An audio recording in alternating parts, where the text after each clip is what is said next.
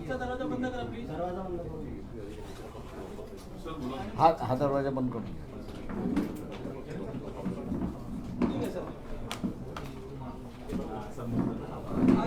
सुरुवात.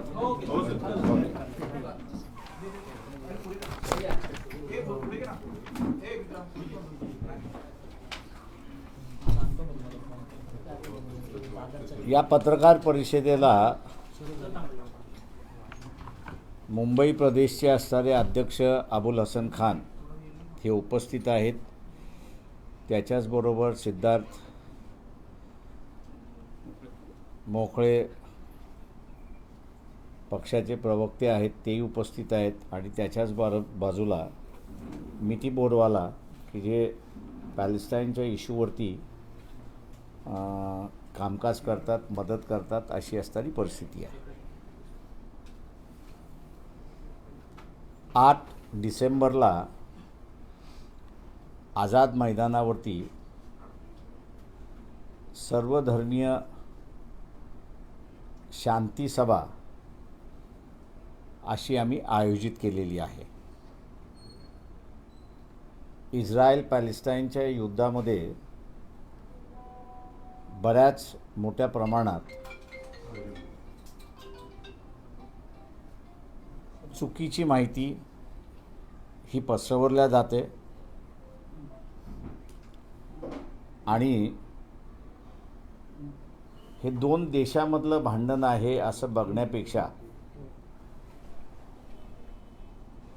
या देशामध्ये मुस्लिम अँगल अशा रीतीने त्याला दिला जातोय.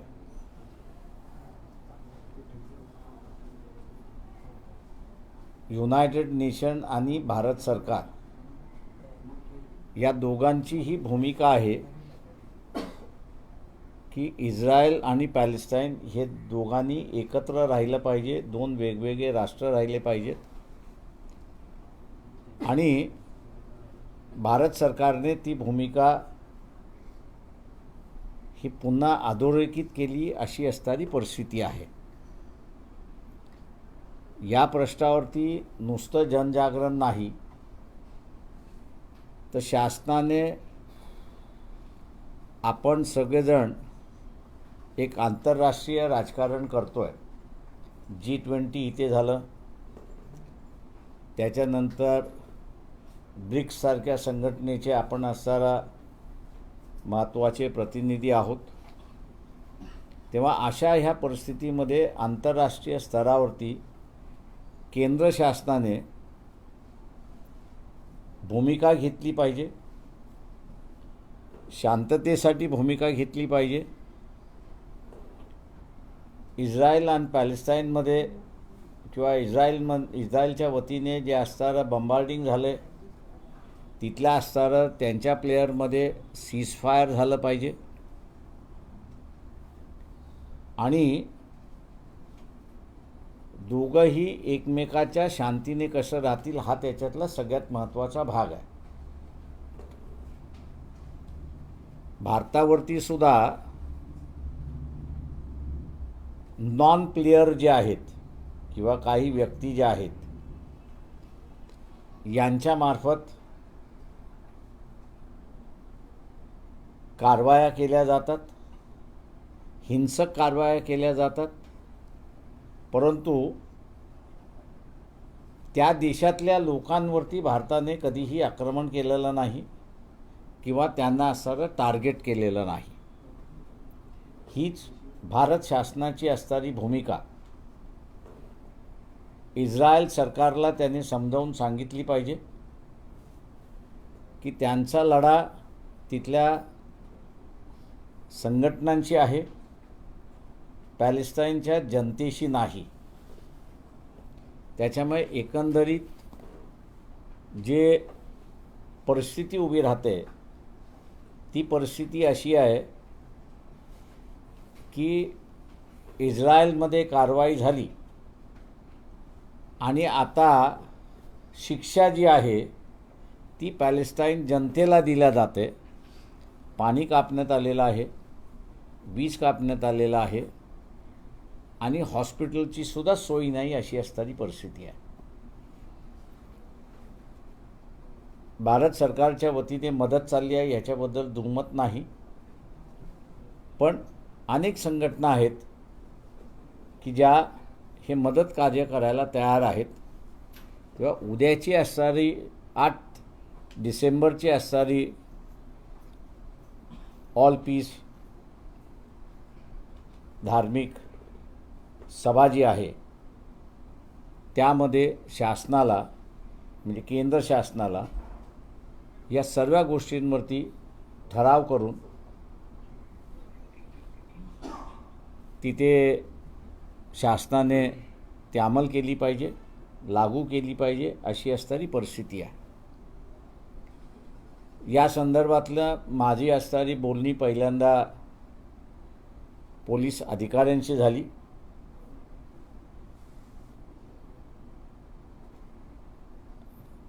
त्यांनी बोट दुसरीकडे दाखवलं. माझं मागच्या 3 दिवसामध्ये आणि काल संध्याकाळी देवेंद्र फडणवीस आणि त्याच्याबरोबर मुख्यमंत्री एकनाथजी शिंदे यांची असणारी बोलणी झाली.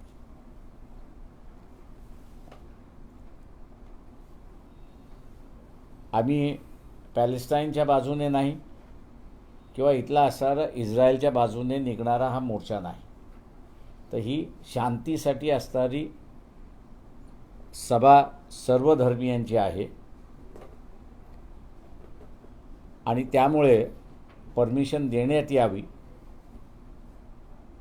दोघांनीही आश्वासन दिलं आहे की शांती ही सगळीकडे राहिली पाहिजे आणि म्हणून परवानगी देण्याची सोय आम्ही असणारं त्या ठिकाणी करतो आहोत.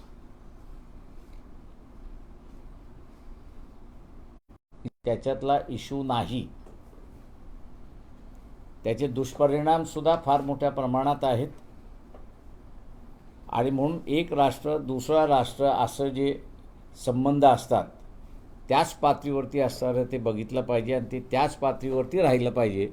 म्हणून असणारा 8 डिसेंबरला आझाद मैदानावरती ज्याला सर्वधर्मीय शांतीसभा जे आम्ही नाव दिलं आहे ते त्या ठिकाणी घेतो आहोत. मुंबईतले अनेक जणं त्या असणाऱ्या शांतीसभेला उपस्थित राहतील अशी आमची अपेक्षा आहे आणि केंद्र शासनाचं जी परदेशी धोरण आहे त्या परदेशी धोरणानुसार शासन आपलं भूमिका अदा करेल अशी आम्ही त्या ठिकाणी अपेक्षा धरतो. आपण आता विचारा. या सभेला कोणत्या कोणत्या धर्माचे लोक ते आम्ही असणारं शीख धर्माचं, ख्रिश्चनांचं, त्याच्यानंतर हरिभक्त पारायण त्यांचं असणारं आहे, बौद्ध असणारं आहे, जैन समाजाचे आहेत. या सगळ्यांशी आम्ही असणारं बोलून येणार येतो असं सगळ्यांनी सांगितलेलं आहे. फक्त अडचण एकच आहे की आषाढी असल्यामुळे मुंबईतलेच फक्त हरिभक्त येतील अशी परिस्थिती आहे. इतर राजकीय पक्षांना कुणाला निमंत्रण आहे का? नाही, आम्ही राजकीय केलेलंच नाही आहे. हे एक नॉन पॉलिटिकल ज्याला म्हणता येईल आणि भारताची भूमिका ही सर्वधर्मियांची भूमिका जी गेली पाहिजे त्या दृष्टीने आम्ही असं पाहतो. परंतु ह्या सभेमध्ये काही राजकीय भाष्य वगैरे केलं जाणार का? कारण की ज्या पद्धतीने देशभरात ध्रुवीकरणाचं वातावरण आहे आणि तेच ध्रुवीकरणाचं वातावरण निवडणुकांमध्ये म्हणजे पॅलेस्टाईन आपल्या फॉरेन पॉलिसी हे आपल्या इलेक्शनचा कधी भाग नसतो. त्याच्यामुळे तिथं राजकीय भाषणाचा काही संबंध नाही. सर, आपलं पोलिसांशी बोलणं झालं होतं, त्यांची काय भूमिका होती, त्यांनी काय म्हणणं मांडलं? त्यांनी असं एवढंच म्हटलं होतं की सरकारशी बोलून घ्या. आम्ही सरकारशी बोलून घेतलं आणि त्यांना आदेश आले असतील असं आम्ही गृहीत धरतो. अजून परवानगी मिळालेली नाही लिगली मिळून जाते, त्याला काही फार हे नाही. पोलीस कधी 48 तासाच्या अगोदर कधी पोलीस काहीच कागद देत नाही हातावर. सर एकदा हिंदीमध्ये हां झालं.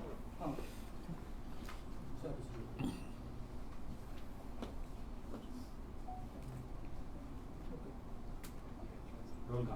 रोल सर इजराइल की घटना के बाद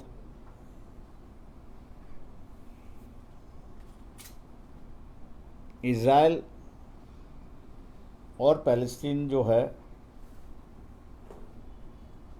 हाफ वॉर की परिस्थिति वहाँ पर बन चुकी है।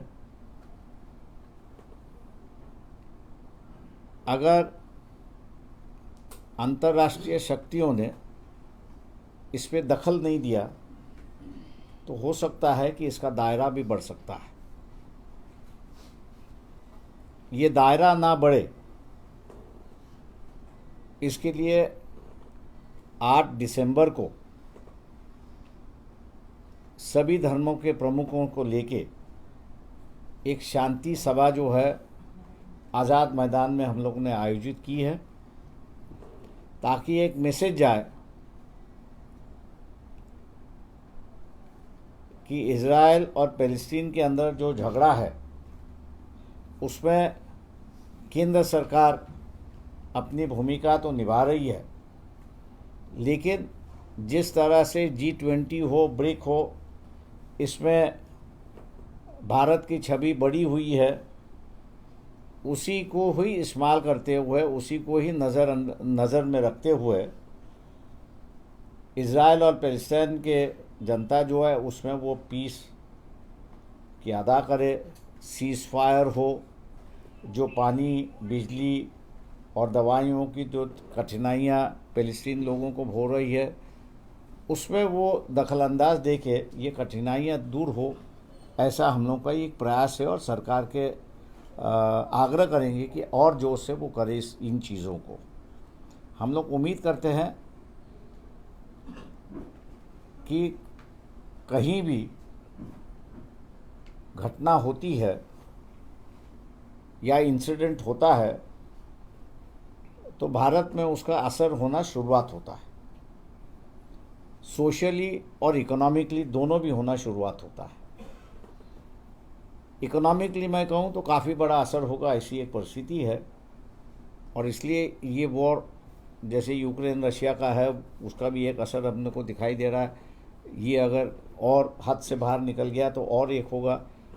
भारत की अपनी एक छवि बनी हुई दुनिया में, उसी छवि को देखते हुए मैं ये कहूँगा कि एक पीस अदा करने का एक मौका मिला है। उस मौके को जो है वो केंद्र सरकार ना गवाए और अपनी छवि को और बड़ा करे। इसकी माध्यम से ही हम लोग जो है वो 8 दिसंबर को आज़ाद मैदान में एक जनसभा की, जिसको सर्वधर्मीय जनसभा, पीस जनसभा हम कह रहे हैं उसको। तो इसमें कौन कौन से धर्म के लोग शामिल तो होंगे? इसमें सिख समाज के होंगे, जैन समाज के होंगे, वारकरी संप्रदाय के होंगे, क्रिश्चियन समुदाय के होंगे, हिंदू समुदाय के होंगे। पुलिस की अनुमति क्या मिल पाएगी? हम लोग ने मुख्यमंत्री जो है एकनाथ शिंदे और देवेंद्र फडणवीस जी दोनों से बातचीत हुई है। दोनों ने जिस तरह से हम लोग कार्यक्रम कर रहे हैं, ऑल रिलीजियस पीस जनसभा कर रहे हैं, उसको देखते हुए उन्होंने आश्वासित किया है की आपको परमिशन मिल जाएगी। सर, एकीकडे तुम्ही आंतरराष्ट्रीय मुद्द्याला हात घालत आहात पॅलेस्टाईन आणि इस्रायलच्या युद्धाच्या संदर्भात, परंतु महाराष्ट्रात राज्यात देखील दोन जातींमध्ये तणावाची परिस्थिती निर्माण होते राज्यकर्त्यांच्या भाषणांमुळे। मराठा विरुद्ध ओबीसी असा दोन्ही समाज एकमेकांच्या समोर येऊन ठाकलेला आहे। 9 तारखेला पुन्हा एकदा छगन भुजबळ इंदापूरमध्ये सभा घेत आहेत।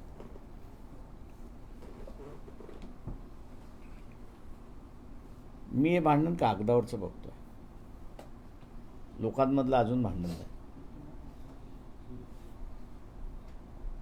चलो, थँक्यू। काल काही राज्यांच्या आता तुम्ही आता हे आमचं डायल्यूट करू नका। नाही तो गेला आहे तो तर निकाल लागलेला आहे। खरं तर काँग्रेसला यश मिळेल असं काँग्रेसचे नेते दावा करत होते। कसं बघते निकालाचं, कसं विश्लेषण करावं? मला वाटतं अजूनही विश्लेषण करायला त्याला असणारा वेळ आहे।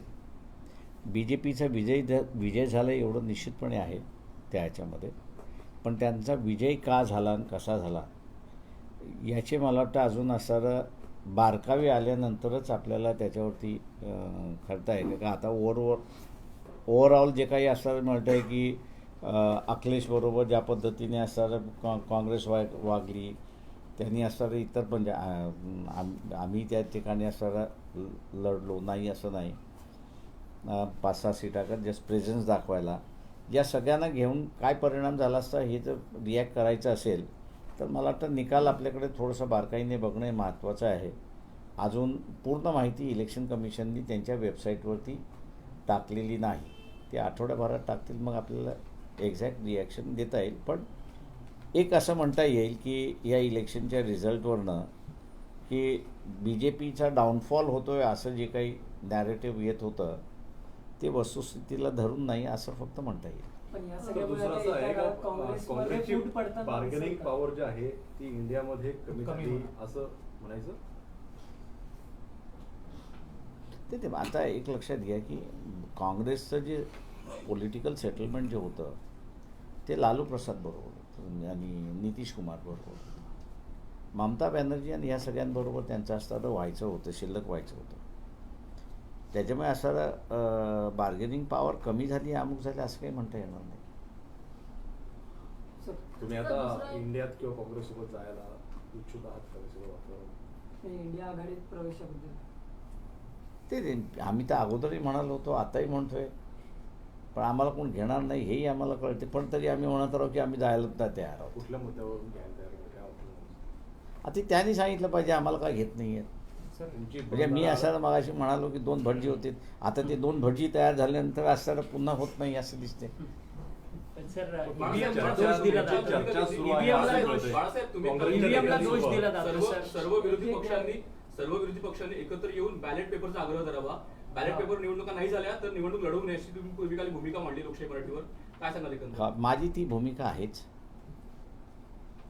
मी आत्ताही असणारं तेच पिटिशन आर्ग्यू करून आपल्यासमोर प्रेस कॉन्फरन्स करतोय.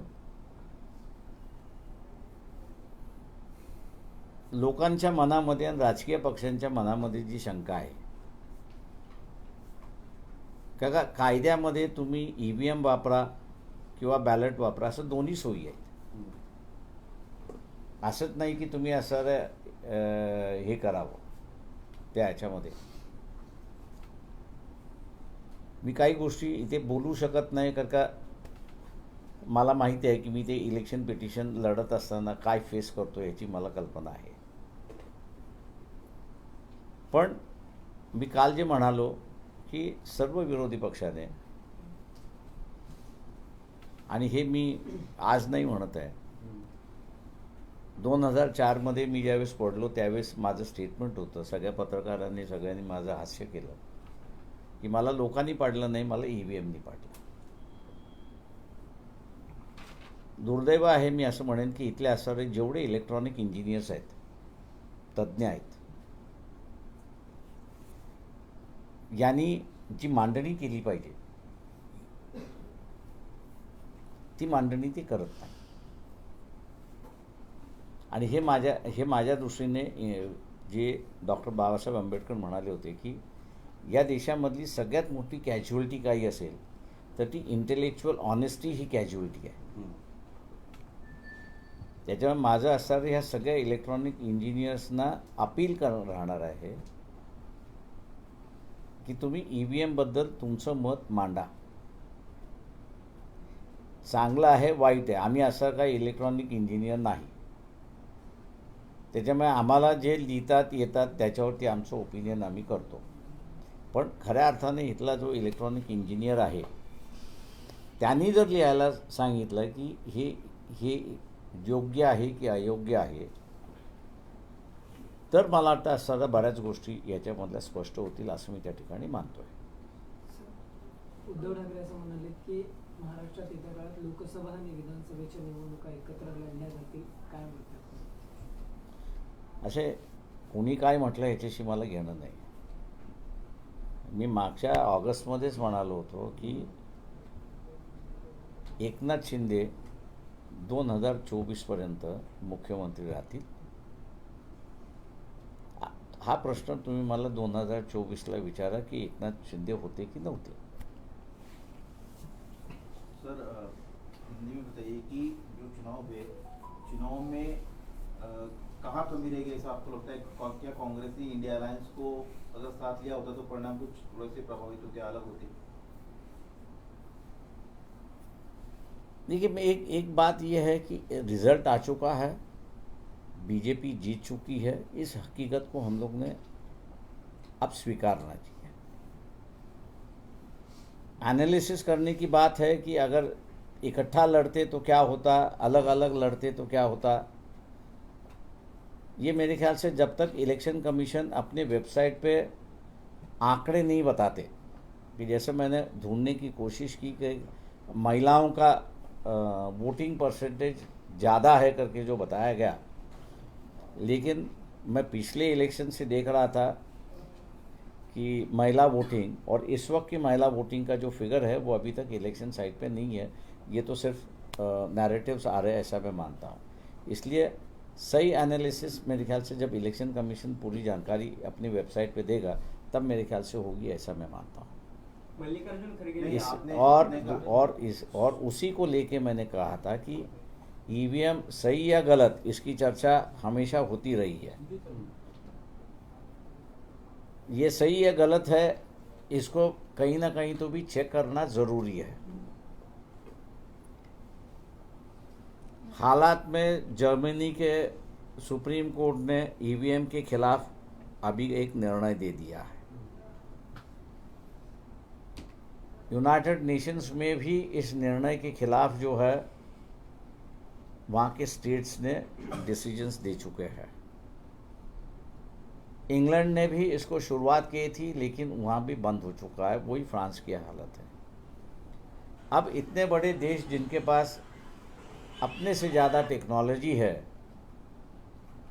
वो डाउट कर रहे हैं, तो आम लोगों का डाउट भी होता है, ऐसा मैं मान के चलता हूँ। और इसलिए उसी को देखते हुए मैंने कल बयान दिया कि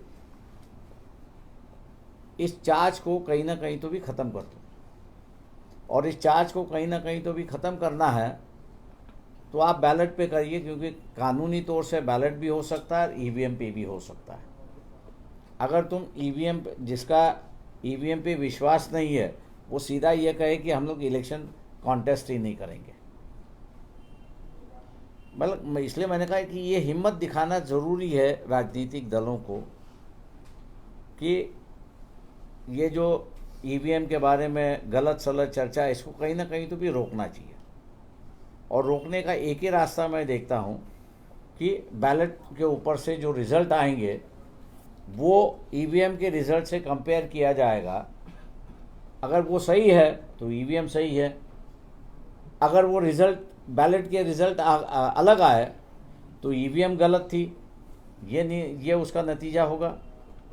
तो राजनीतिक दलों ने हिम्मत दिखानी चाहिए, इतना मैं कह रहा हूँ। नहीं, सिर्फ ईवीएम बंद होना चाहिए, सिर्फ बैलेट चाहिए कि ईवीएम के साथ बैलेट भी होना चाहिए साथ? अच्छा, पेपर ट्रेल है चाहिए कि कितने काउंट होना चाहिए, कितने नहीं काउंट होना चाहिए। उदाहरण के तौर पे दूं तो कर्नाटक में पिछली असेंबली, अभी के नहीं, पिछली असेंबली के इलेक्शन में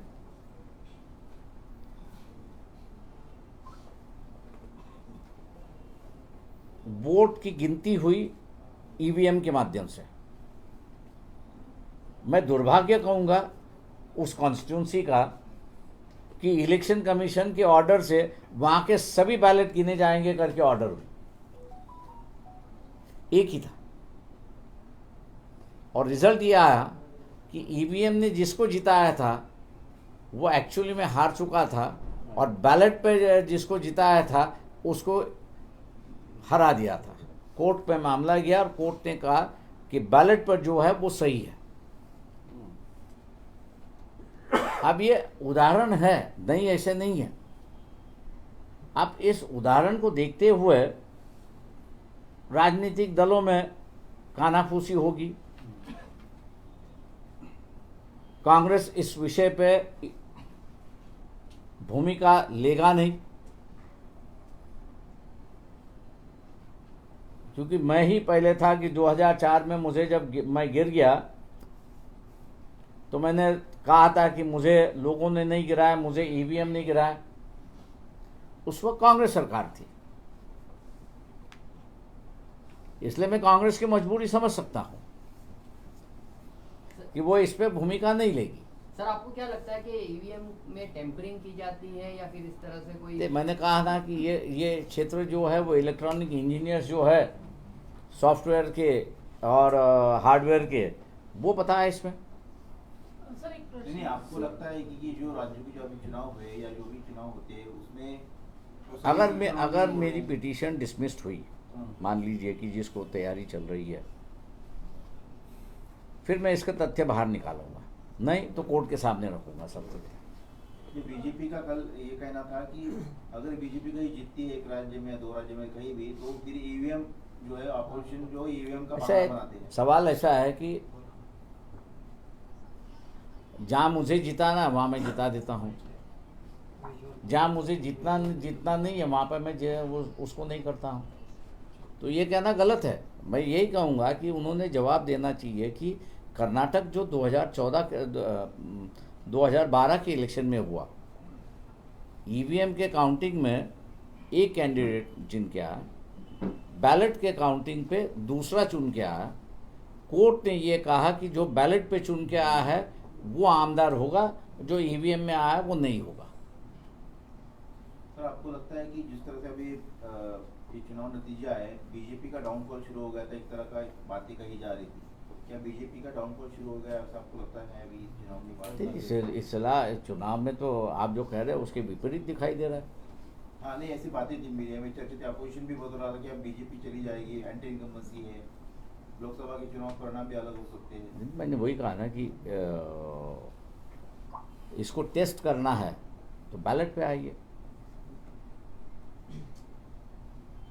सर एक प्रश्न असा होता की देशात आता काँग्रेसने म्हणजे अनेक राज्यात हार झाली, महाराष्ट्रात यानंतर आता फूट पडताना पाहायला मिळेल अशा चर्चा आहेत, काय वाटतं काँग्रेसमध्ये फूट पडेल का याच्या कारणाने?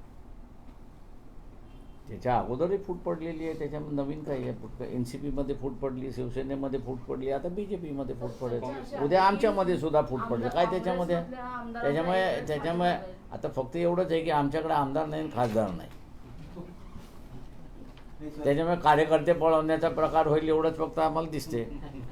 सर आप काँग्रेसमध्ये लोग आमदारांचा ये एक गट चर्चा भाजपात चल रही जाईल थी, असं ऐसी कांग्रेस के नेताओं ने बोला था, नाना पटोले जी ने भी बोला था कि बाला साहब आपकी चर्चा कांग्रेस के वरिष्ठ नेताओं के साथ चल रही है, क्या चर्चा आगे बढ़ेगी? नहीं, ऐसी कोई चर्चा नहीं चल रही है, ना किसी ने हमको फ़ोन किया, ना किसी ने ये किया। हम लोग ने जो रैली की उस रैली में हम लोग ने राहुल गांधी को न्योता दिया था, लेकिन उन्होंने असमर्थ बताया था इलेक्शन के प्रचार के माध्यम से। उसके बाद में हम लोग की कोई चर्चा नहीं है। चर्चा आगे चर्चा बढ़ेगी होणार आप, कहीं? क्योंकि इंडिया एलायंस अब ऐसा है कि अभी तो बाहर निकले, अभी ये दुख से तो बाहर निकलने तो कम से कम। नहीं, आप जाएंगे क्या? आपको लगता है कि इंडिया अलायंस में आप शामिल होंगे या उनको जरूरत है आपकी? पता नहीं, वो जवाब वो ही देंगे, मैं नहीं दे सकता। सर काँग्रेसमधल्या काही आमदारांचा गट भाजपमध्ये प्रवेश करेल या निकालानंतर असं म्हटलं जातं। असेल, शक्यता है। सर क्या कांग्रेस में आपको आने वाले दिनों में फूट नजर आएगी, जिस तरह से चुनाव परिणाम आए हैं कांग्रेस के? महाराष्ट्र में कांग्रेस के गठ जो फूट की कगार पर ऐसी लगातार अटकलें हैं, चर्चा है।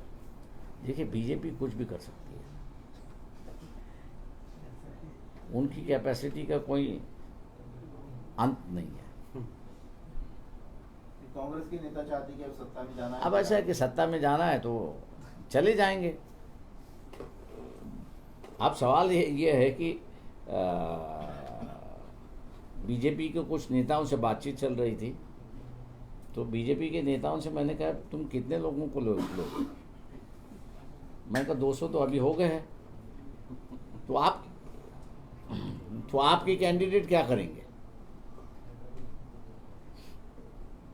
बीजेपी में जो उतावले हैं आमदार खासदार होने में, मैंने कहा उनका क्या करोगे आप?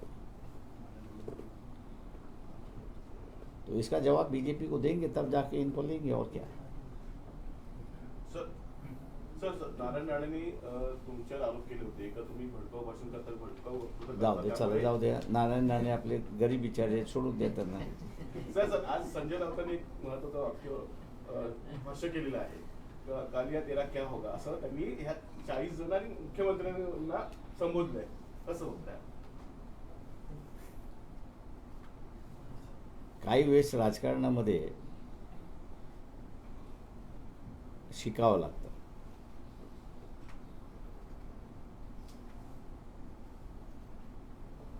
तेव्हा माझ्या अंदाजानं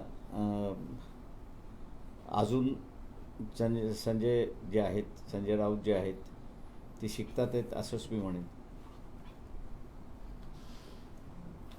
चलो, थँक्यू सगळेजण. Thank you sir.